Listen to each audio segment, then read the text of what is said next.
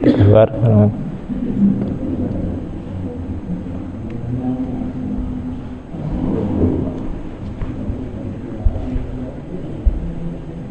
Another screen. Seperti dulu. Save. Bukan.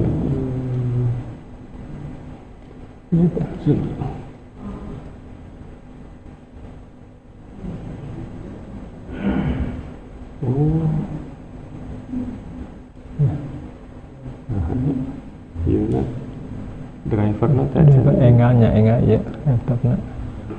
Kemarin juga Pak Haji Mustafa nggak berhasil. Oh iya, nggak ada. Kenapa? Drivernya tadi. Itu muncul ya. Itu iya another ya, proyektor. Cannot project. Tapi terus kantor tadi. Emang ya tak saja. Enggak ya. Menarik ya, ya. Rancangan, biasa saja lah.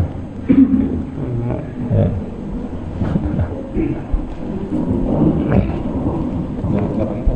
Yes. Ya.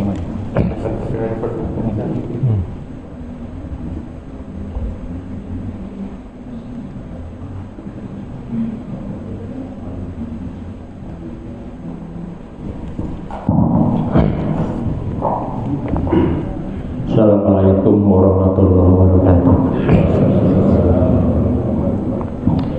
Innal hamdalillah nahmaduhu wa nasta'inuhu wa nastaghfiruh wa na'udzu billahi min syururi anfusina wa min sayyiati a'malina. May yahdihillahu fala mudhillalah wa may yudhlil fala hadiyalah. Asyhadu an la ilaha illallah wahdahu la syarikalah wa asyhadu anna Muhammadan abduhu wa rasuluh allazi la nabiyya ba'dah. Allahumma shalli ala Muhammad wa ala ali Muhammad kama shallaita ala Ibrahim wa ala Ibrahim fil alamin innaka Hamidum Majid. Bapak-bapak dan ibu-ibu jamaah salat subuh yang dimuliakan Allah, puji dan syukur kita sama-sama panjatkan kepada Allah Subhanahu wa taala yang telah menganugerahkan berbagai macam kenikmatan, di antaranya di pagi hari ini kita bisa melaksanakan salat subuh secara berjamaah. Mudah-mudahan Allah senantiasa menerima amal ibadah kita semuanya, dan Allah pun mengampuni dosa dan kesalahan kita. Bapak Ibu yang dimuliakan Allah, mohon maaf mungkin tidak muncul di layar, tapi mudah-mudahan tidak mengurangi efektivitas kita untuk sama-sama mengkaji Al-Quran. Pada kesempatan subuh hari ini, insyaallah kita akan meneruskan tentang kaidah-kaidah dalam memahami Al-Quran. Al-Quran merupakan hudan, petunjuk bagi kita ya, untuk menggapai kebahagiaan, keselamatan hidup di dunia akhirat. Itu hanya dengan Al-Quran sebagai petunjuknya. Dan juga sudah disampaikan sebelumnya bahwa setiap interaksi kita dengan Al-Quran, insya Allah kita akan mendapatkan aliran pahala dari interaksi kita terhadap Al-Quran. Dari mulai kita mengimani Al-Quran, membaca Al-Quran, memahaminya, mentadaburinya, insya Allah pada hari ini dan seterusnya, kemudian mengamalkannya, bahkan mendakwahkannya kepada orang lain, itu merupakan pintu-pintu kita untuk mendapatkan pahala dari Allah Subhanahu wa taala. Bapak Ibu yang dimuliakan Allah, di antara kaidah-kaidah di dalam memahami Al-Quran ada yang disebut dengan amsalul Quran, yaitu perumpamaan-perumpamaan di dalam Al-Quran ya. Perumpamaan itu biasanya dimunculkan ketika seseorang ingin menjelaskan sesuatu yang abstrak, ya, diilustrasikan dengan sesuatu yang bisa dilihat, dengan sesuatu yang bisa didengar dan dirasakan. Dan Al-Quranul Karim, ya, memuat permisalan-permisalan itu. Jadi ketika Allah ingin menjelaskan sesuatu yang di luar penglihatan, pendengaran kita, maka Allah membuat suatu perumpamaan-perumpamaan sehingga sesuatu itu menjadi jelas bagi kita. Di dalam Al-Quran surat Az-Zumar ayat 27, Allah subhanahu wa ta'ala berfirman, a'udzubillahi minasyaitonirrajim, walaqad darabna linnas, dan sungguh kata Allah, kami telah membuat linnasi bagi manusia, fi hadzal Quran, di dalam Al-Quran ini, min kulli masal, yaitu beberapa perumpamaan. Tujuannya apa? La'alahum yatazakkarun, supaya mereka manusia kita yatazakkarun, bisa mengambil ibrah, bisa mengambil pelajaran, ya. Nah, ini sudah Allah nyatakan bahwa di dalam Al-Quran itu, ya, sudah Allah buat beberapa perumpamaan yang tujuannya la'alahum yatazakkarun. Bapak Ibu yang dimana Allah, metode Amsalul Quran itu merupakan metode yang sangat indah, ya, yang Allah sampaikan, ya, yang Allah sajikan. Sebagaimana kita ketahui bahwa Al-Quran itu merupakan mukjizat, ya, yang luar biasa. Kemukjizatnya bukan dari segi isi, tetapi dari segi sastranya juga tidak ada bandingannya, ya. Orang yang belum paham Al-Quran dengan mendengarkan saja, ya, lantunan Al-Quran, ya, atau susunan Al-Quran, insya Allah akan tertarik, dan memang sudah banyak yang tertarik ketika dia sudah dibukakan pintu hidayah. Kalau kita perhatikan secara fisik saja, ya, misalnya akhir ayat suatu surat, ya, Al-Ikhlas, itu secara bahasa Allah akhiri dengan qol-qolah, ya, Qul huwallahu ahad, Allahus somad, lam yalid wa lam yulad wa lam yakul lahu kufuwan ahad. Di surat yang lain, ya, Allah akhirkan dengan mad arid lisukun, ya, Qul a'udzu birabbin nas, malikin nas, dan seterusnya. Kemudian di surat yang lain, Al-Adiyat misalnya, itu dengan mad iwad, ya. Betul mad iwad apa iwad? Wal adiyati ha, fal mu'riyati qadha, dan seterusnya. Nah, jadi luar biasa, ya. Kemudian metode Amsal ini pun adalah metode yang sangat indah, sehingga manusia bisa mendapatkan gambaran dari isi yang ingin disampaikan oleh Allah di dalam ayat tersebut.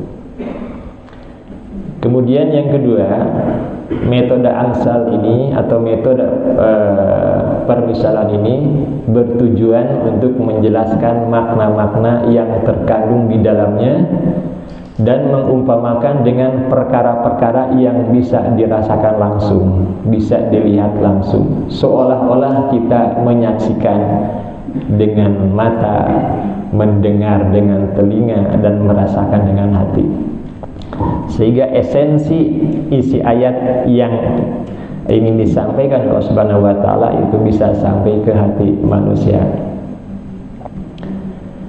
Bapak Ibu yang Allah, di antara benda ya atau makhluk Allah yang banyak oleh Allah digunakan sebagai permisalan adalah air hujan dan bumi ya. Jadi air hujan dan bumi ini banyak Allah jadikan sebagai permisalan, sebagai suatu perumpamaan. Misalnya kehidupan dunia ini ya, kehidupan dunia itu diibaratkan oleh Allah dengan air hujan yang jatuh ke bumi. Ini yang pertama.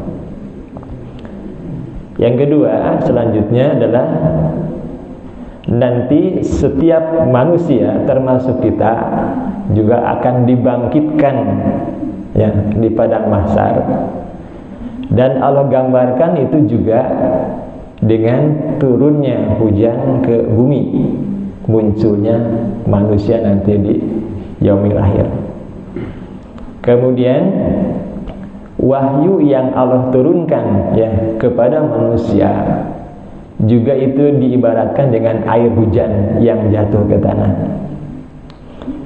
Mari kita lihat satu persatu ayatnya. Dan ini bukan satu-satunya ayat dalam Al-Quran, tetapi masih banyak nanti kalau kita tadabburi. Yang pertama di dalam surat Al-Kahfi ayat 45, Allah subhanahu wa ta'ala berfirman, wadrib lahum masalal hayatid dunya ya. Dan berikan, kata Allah, suatu perumpamaan lahum kepada mereka, kepada manusia. Apa al-hayatid dunya? Yaitu kehidupan dunia. Upami orang ditaros ya, kalau kita ditanya apa sih hakikat kehidupan dunia, mungkin kita akan bingung Pak ya, karena terlalu abstrak dan sangat luas gitu ya.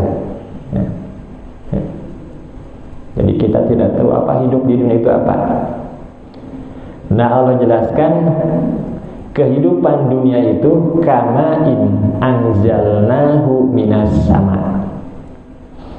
Jadi kehidupan dunia itu ya bagaikan ya air yang kami turunkan dari langit, maksudnya air hujan ya.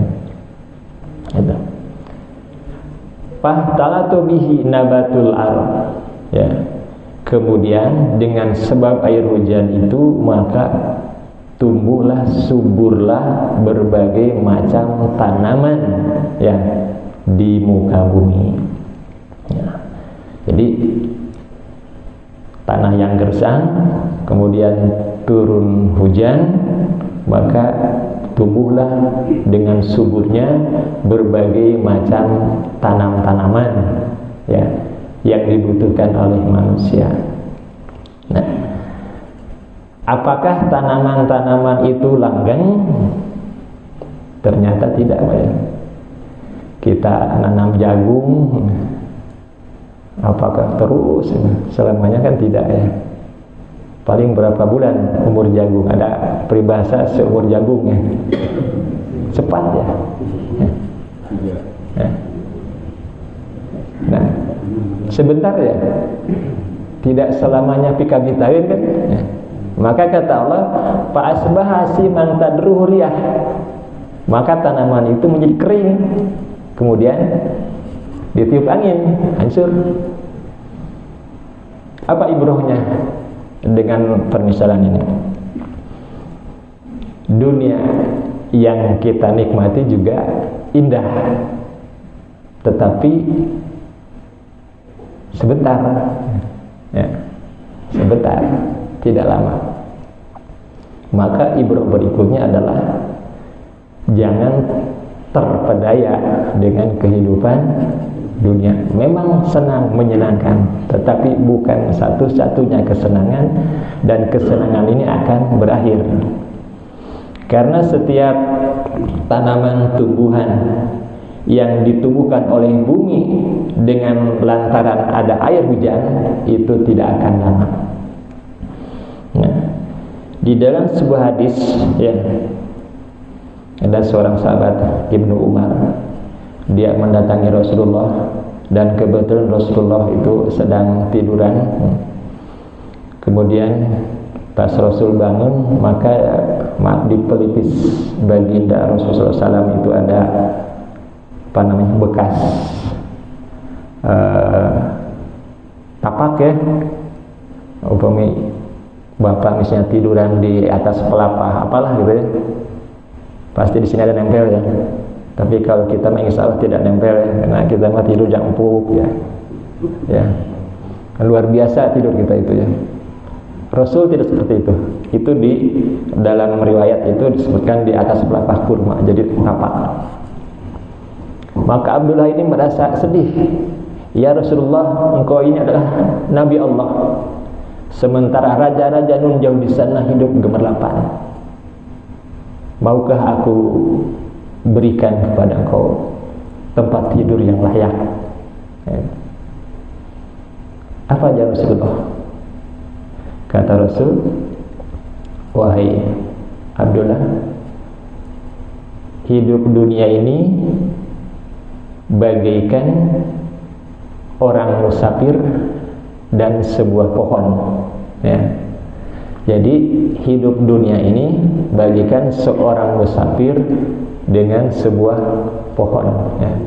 Ketika seorang musafir melakukan perjalanan karena panasnya, maka berteduhlah di sebuah pohon ngiuhan ya. Nah, Bapak Ibu rahimakumullah, apakah orang upami capek di perjalanan ngiuhan ya? Apa ngiuhan itu? Berteduh saja ya. Apakah selamanya di sana ngiuhan? Kan tidak, sebentar ya. Setelah itu ditinggalkan. Apakah pohonnya di bawah enggak? Nah demikian pula dunia. Dunia itu bagikan tempat berteduh gitu ya. Jadi nggak akan dibawa gitu. Nah itulah hakikat kehidupan dunia. Jadi tidak lama ya. Dan kehidupan dunia yang mempesona ini ya diingatkan oleh Allah, alhaakumut takasur ya, bermegah-megahan telah melalaikan kamu, hatta zurtumul maqabir, sampai kamu masuk ke liang kubur. Nauzubillah min dzalik ya. Jadi jangan sampai manusia terpesona dengan kehidupan dunia ini yang sangat menyenangkan ya.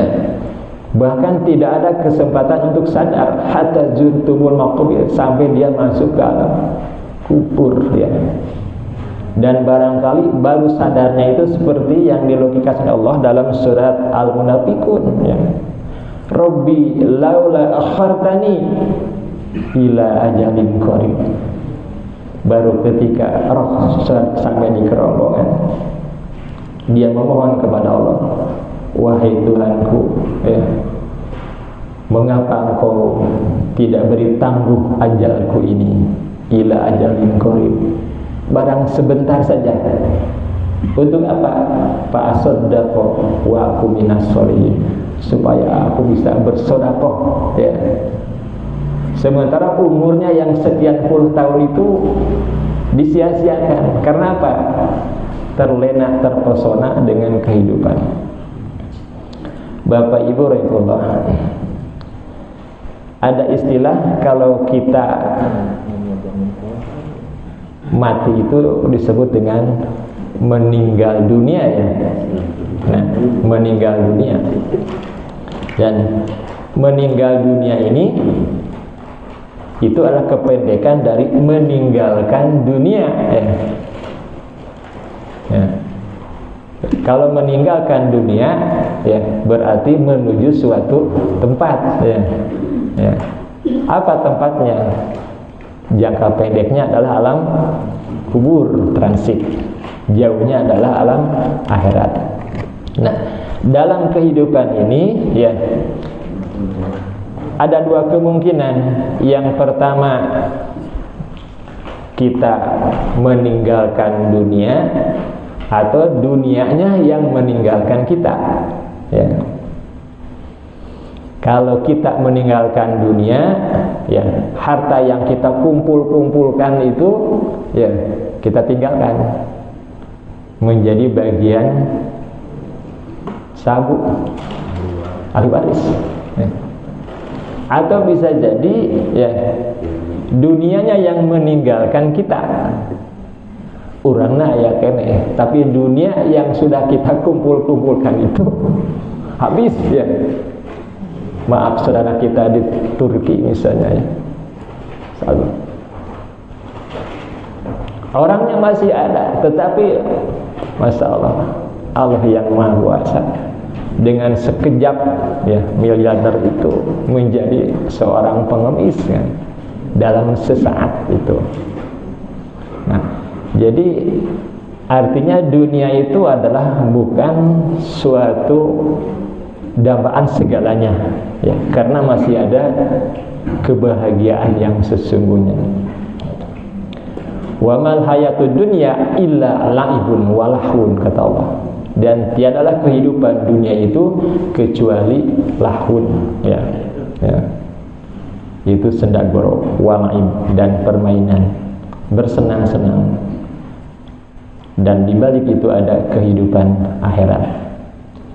Nah, ayat selanjutnya dalam surah Al-Kahfi ayat 45 Allah nyatakan wa kanallahu ala kulli syai'in muqtadira, dan adalah Allah Maha Kuasa atas segala sesuatu. Nah, jadi dari permisalan ini, ya, kita bisa menarik beberapa ibrah bahwa kehidupan dunia ini, apakah senang atau susahnya itu sebentar, ya. Bagikan tanaman yang ditumbuhkan oleh air hujan di bumi, tanaman itu ada batas usianya. Nah, ini yang pertama, ya. Sesungguhnya, ya, kalau kita tadarus Al-Quran masih banyak lagi, ya, bertebaran di berbagai surat, ya, yang memuat tentang perumpamaan kehidupan dunia diumpamakan dengan air hujan dan bumi.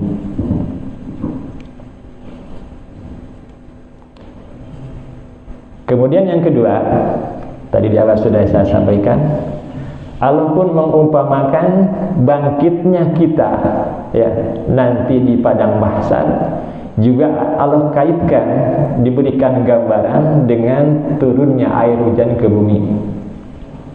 Dalam surat Az-Zukhruf ayat 11, Allah Subhanahu wa taala berfirman, "Wallazi nazzala minas samaa'i ma'an biqadar." Ya.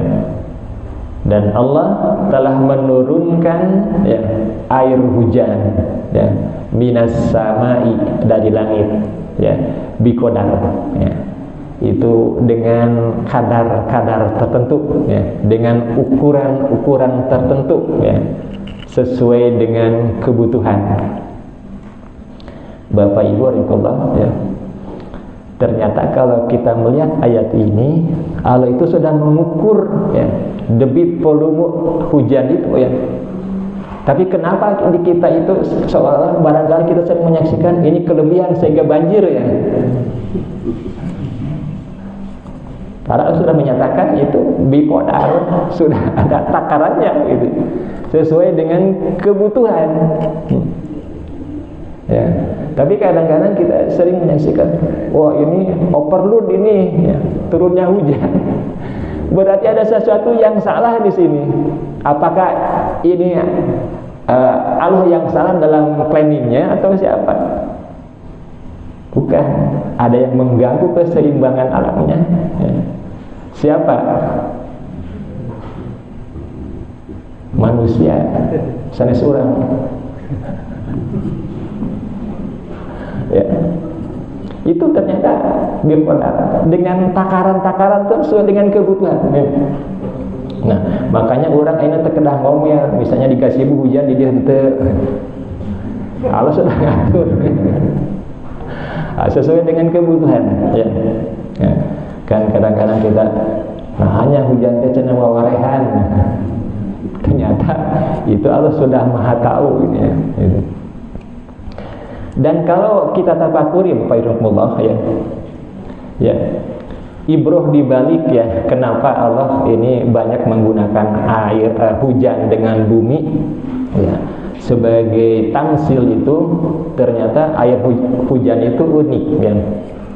Kalau kita klasifikasikan kebutuhan hidup kita ya, pertama kan kita perlu bernapas Pak ya, oksigen ya. Dan oksigen ini ternyata ya ada di mana-mana. Ya. Yang kedua adalah air ya. Nah, air itu secara tabiat, air itu senantiasa berada di tempat yang paling rendah, betul nggak? Itu. Dan permukaan yang paling rendah di bumi ini adalah di mana Pak? Laut. Itu tabiat air. Kenapa? Karena ada gaya gravitasi senantiasa dia menuju ke bawah. Jadi tempat yang paling rendah itu adalah laut. Ya. Nah, artinya upami orang peryogi cai kedah ke mana? Kedah ke laut. Ya. Mungkin ibu menyanggah, enggak apa kan aya oge di danau. Kan danau di laut. Ya. Aya apa dalam tanah? Itu juga kan dari laut. Tapi Masya Allah uniknya tabiat air itu berada di tempat yang paling rendah ya. Tapi kita bisa minum tidak usah ke laut. Apa? Dengan peristiwa hujan. Ya. Ya. Dengan peristiwa hujan. Nah, dan ternyata proses terjadinya hujan itu luar biasa uniknya ya. Pertama ya, air di laut menguap karena dipanasi oleh sinar matahari, naik ke atas ya, ke atas. Nah, apakah cukup naik ke atas?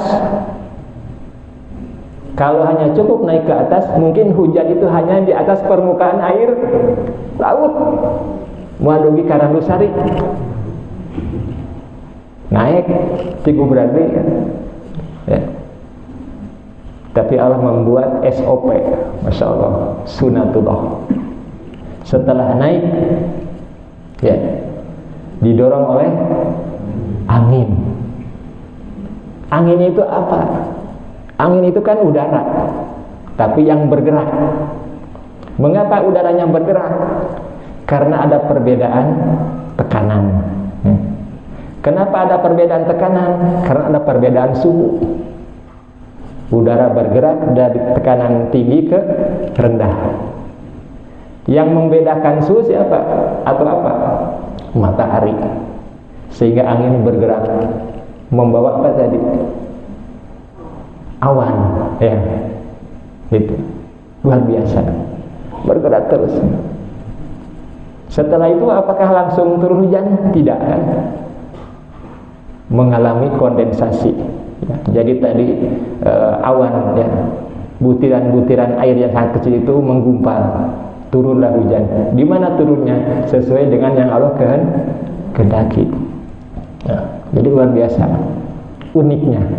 Dan mungkin kita tidak jarang memikirkan itu. Dan itu yang berbuat adalah Allah Subhanahu wa ta'ala. Dan dengan turunnya air hujan itu ya, maka manusia bisa hidup, tumbuhan bisa hidup, hewan bisa hidup, itu dengan air hujan ya. Nah, tadi ya, kalau kita runut, kalau kita tafakuri ya, yang kita butuhkan itu adalah oksigen. Alamnya ada di mana-mana. Yang kedua adalah air, dan air sudah Allah datangkan juga kepada kita ya, dengan proses yang luar biasa uniknya tadi. Yang ketiga adalah makanan. Makanan yang kita makan adalah tumbuhan dan hewan. Tumbuhan memerlukan air, perlu. Hewan memerlukan air, perlu ya. Jadi Kalau begitu sumbernya adalah air. Jadi luar biasa ya, manfaat ya, mahalnya air hujan. Nah, maka itulah dibalik ibroh ya, bagaimana berkahnya air hujan ya. Dan ini Allah jadikan sebagai tamsil di dalam berbagai atau untuk menjelaskan berbagai macam peristiwa. Kita lanjutkan ya. Fa'angsarna bihi baldatan maitan. Kemudian dengan air yang Allah turunkan dengan kadar tertentu itu ya, kata Allah, maka kami tumbuhkan ya bumi yang mati itu menjadi subur ya. Jadi kebayang kita ya, tanah yang tandus turun hujan menjadi gembur, kemudian tumbuhlah berbagai macam tumbuhan ya. Maka di akhir ayat menyatakan kadzalika tukhrajun, seperti itulah kamu nanti akan dikeluarkan. Maksudnya dikeluarkan dari mana Bu? Dari kubur ya. Ya. Jadi bagaikan ya itu tanaman yang tumbuh setelah hujan ya. Ya. Maka muncullah nanti manusia termasuk kita ya. Ya. Muncullah sana ya. Dan ternyata kemunculannya ya, ada kemiripan juga dengan kemunculan berbagai macam jenis tumbuhan yang ada di bumi ya. Ketika turun hujan kan yang tumbuh bukan hanya rumput saja ya, tapi berbagai macam. Nanti pun manusia, kata Rasulullah, akan dibangkitkan dengan bermacam-macam kondisi dan keadaan, tergantung kepada amalan-amalannya ya. Bahkan ada yang unik, kata Rasulullah, bahwa nanti manusia akan dibangkitkan dengan berkeringat. Ada yang berkeringatnya sampai ke mata kaki, ada yang berkeringatnya sampai betis, bahkan ada orang yang tenggelam dengan keringatnya sendiri. Mungkin kita nggak bisa membayangkannya. Kalau di bumi ya, di satu tempat ya, tidak mungkin orang kebanjiran beda-beda ya. Aya nu kebanjiran misalnya sempat memuncangan padahal di dinya kene pasti rata ya. Nah, tapi kata Rasulullah nanti manusia akan dibangkitkan dengan keringat yang berbeda-beda. Ternyata itu adalah buah dari amalan-amalan ketika di dunia ini. Kadzalika tukhrajun, seperti itulah kata Allah ya, kamu dikeluarkan. Jadi muncullah manusia. Dan di sana adalah ada kehidupan baru, ada yang disebut dengan padang mahsyar ya. Padang itu tempat, mahsyar itu adalah tempat berkumpul ya. Berkumpulnya seluruh manusia ya, tanpa kecuali ya. Untuk apa? Untuk menghadapi pengadilan Allah Subhanahu wa taala ya. Nah, kata Rasulullah ya, ketika ditanya oleh Siti Aisyah ya, suatu saat Siti Aisyah itu menangis. Kemudian kata Rasulullah, "Wahai Aisyah, mengapa engkau menangis?" Kata Siti Aisyah, "Ya Rasulullah, apakah engkau nanti di akhirat akan ingat kepadaku?" Maka Rasul menjawab, "Wahai Aisyah, sesungguhnya ada 3 tempat yang setiap orang tidak akan ingat kepada yang lain, karena saking apa ya, cemasnya gitu ya, saking takutnya. Yang pertama kata Rasulullah, seseorang tidak akan ingat kepada yang lain ketika amalan-amalannya ditimbang ya. Karena setiap orang akan ditimbang amal-amalnya ya. Fama ya'mal misqala dzarratin khairan yarah, akan ditimbang, keburukannya juga akan ditimbang. Pada saat itu dia tidak akan ingat kepada yang lain.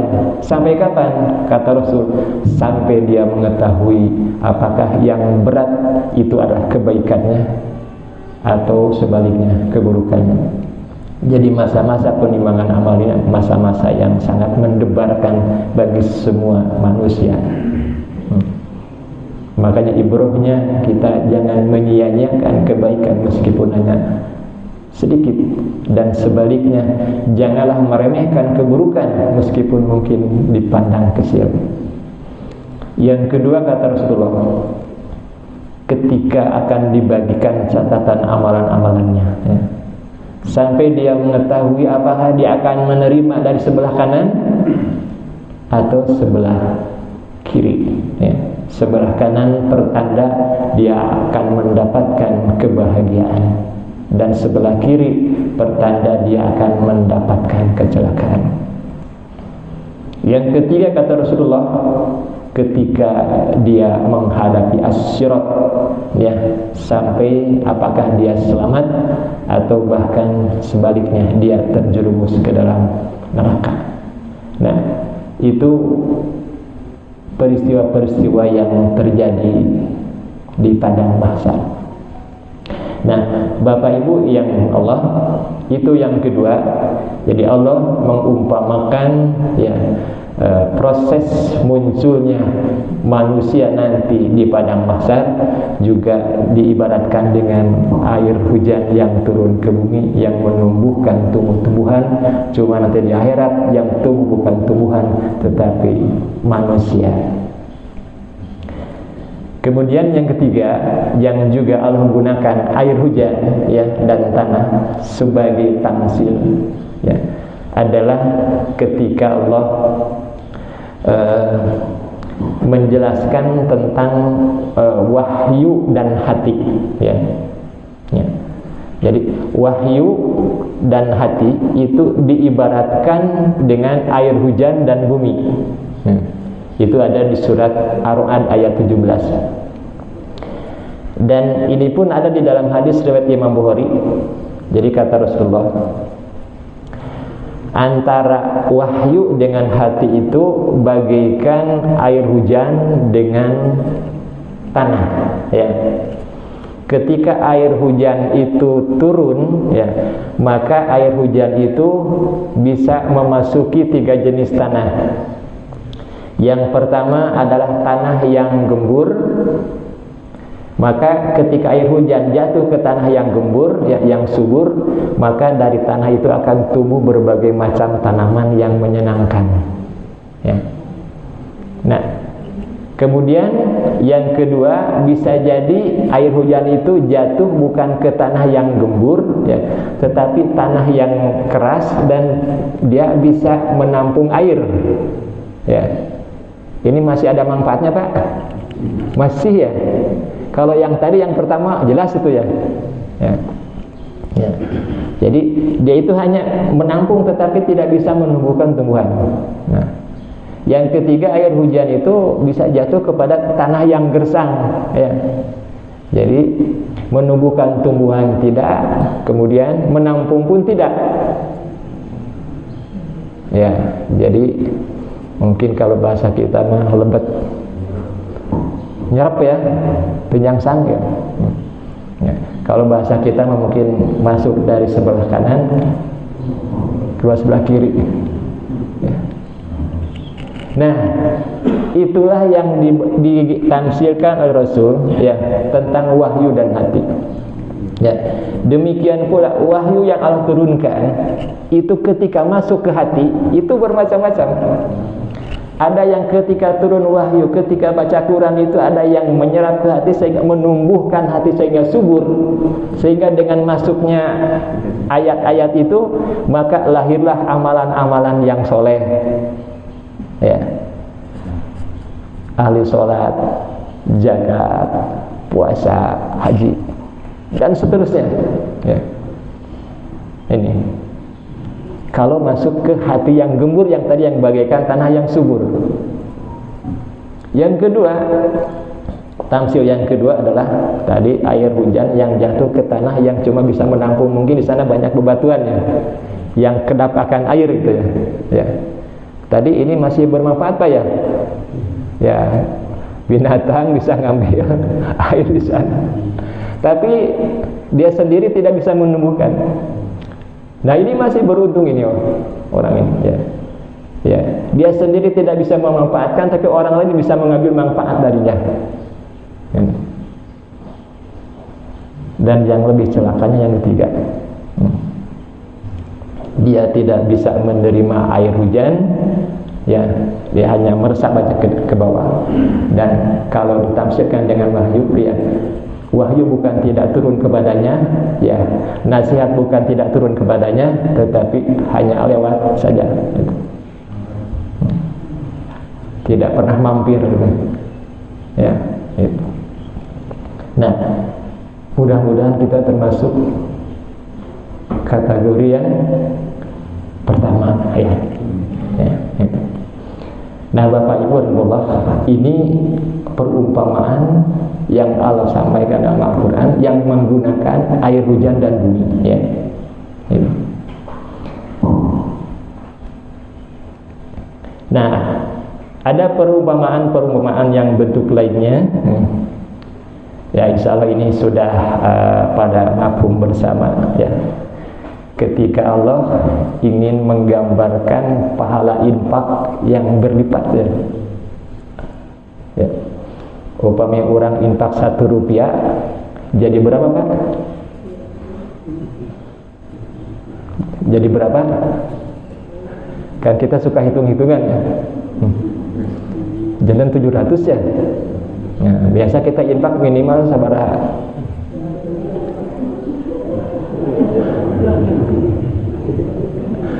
1.000 terus dayanya 2.000 lah.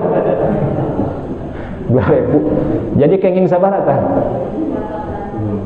Sabaraha? 2.000 kali 700 ya. Nah, ya, sehingga mengenorkan infak kita tercekap 2.000 ge geuning ageung. Nah, ini Allah gambarkan dengan suatu perumpamaan kan dalam surat Al-Baqarah 261. Masalul ladzina yunfikuna amwalahum fi sabilillah. Perumpamaan orang yang menginfakkan harta mereka fisabilillah. Ini fisabil, karena ada fisabilillah tagut. Ada orang yang dermawan luar biasa, tetapi untuk keburukan. Nah, jadi akan dilipat gandakan pahalanya itu adalah fisabilillah, ya, di jalan Allah dan ikhlas. Bagaimana perumpamaannya? Kata Allah, kamasali habbah, ya. Nah, ini tamsil yang luar biasa, ya. Kata Allah, sebagaikan ya satu butir, ya. Ya, satu butir. Jadi butir itu satuan, ya. Nah, satu butir biji, ya. Ambatat sab'a sanabil. Dimana dari satu butir itu bisa menumbuhkan 7 sanabil. Itu diterjemahkannya itu dengan bulir, ya, bukan butir lagi, ya. Ya.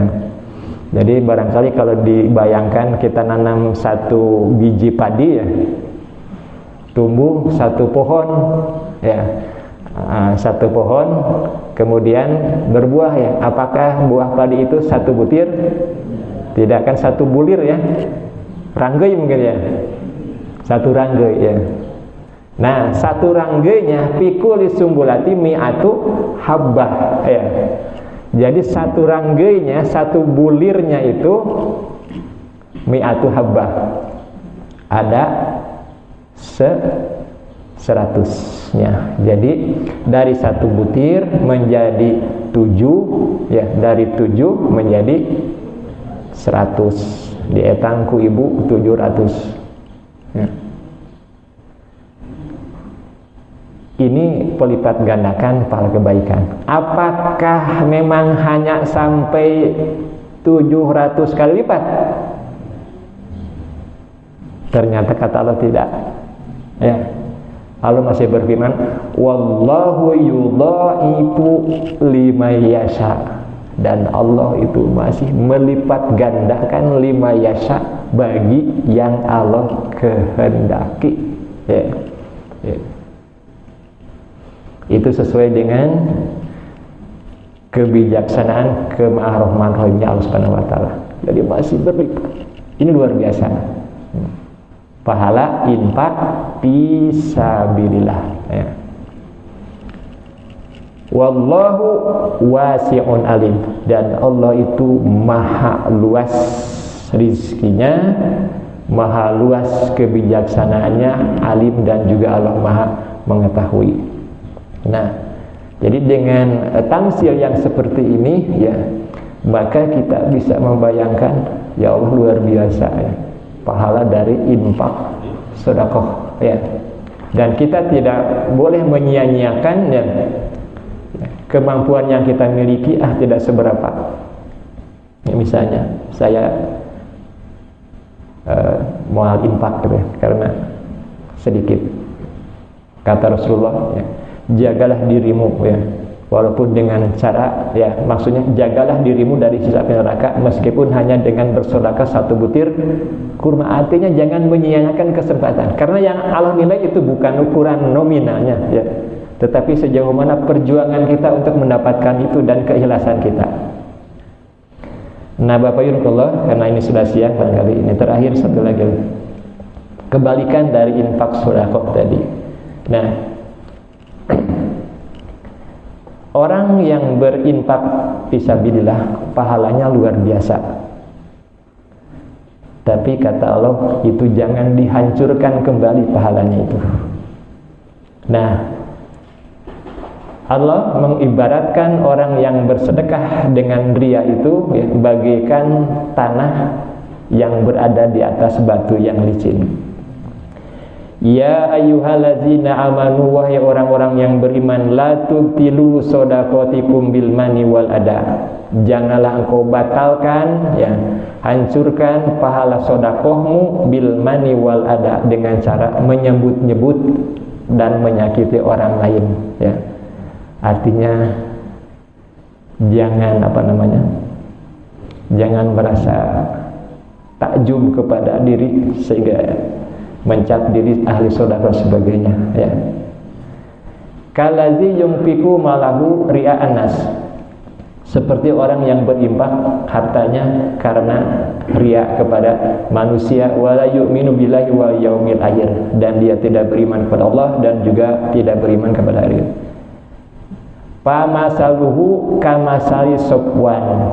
Nah, kata Allah, orang yang berinfak tidak ikhlas itu atau riya itu sepertinya atau seumpama sofwanin, sebuah batu yang licin, ya, alaihi turabun, dan di atasnya ada turab, ya, jantan batu anu herang licin, di atasnya ya tanah turab. Setelah itu kata Allah, fa'asobahu, ditimpalah, ya, si tanah yang di atas batu itu oleh apa? Wabil, ya, oleh hujan yang lebat. Terus kapan yang kurang? Bahasa pantang melenang gitu, ya, itu. Fatarokahu solda, maka kembalilah, kata Allah, batu yang lenang itu, yang tadinya lenang, ya, kemudian ada tanah, kembali bersih lagi. Artinya orang yang sudah berinfak sedekah mendapatkan pahala yang besar, ya, kemudian dia riya, itu bagaikan tanah yang ada di atas batu yang licin kena air hujan, jadi hilang, ya, hilang pahalanya, ya, hilang.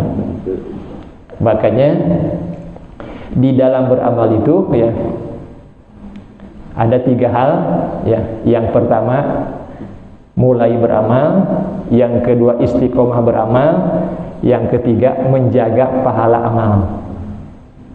Karena bisa jadi orang banyak beramal tetapi dia tidak bisa menjaga pahalanya. Sholatnya luar biasa tapi tidak bisa menjaga pahala sholatnya. Infak sedekahnya banyak tetapi dia tidak bisa menjaga pahala sedekahnya. Dengan cara apa? Dengan cara seperti tadi di antaranya. Nah, Bapak Yunus, punten tos rada siang, Barangkali sampai di sini dulu. Yang benarnya datang dari Allah dan yang salahnya karena kebaikan saya sendiri. Allahumma anfa'na bima 'allamtana wa 'allimna ma yanfa'una wa zidna ilman. Rabbana atina fid dunya hasanah wa fil akhirati hasanah wa qina azabannar. Assalamualaikum warahmatullahi wabarakatuh. Maaf sebentar, Ya. Alhamdulillah dalam ketika akan masuk bulan suci Ramadan. Dan kita juga bersyukur renovasi masjid ini sudah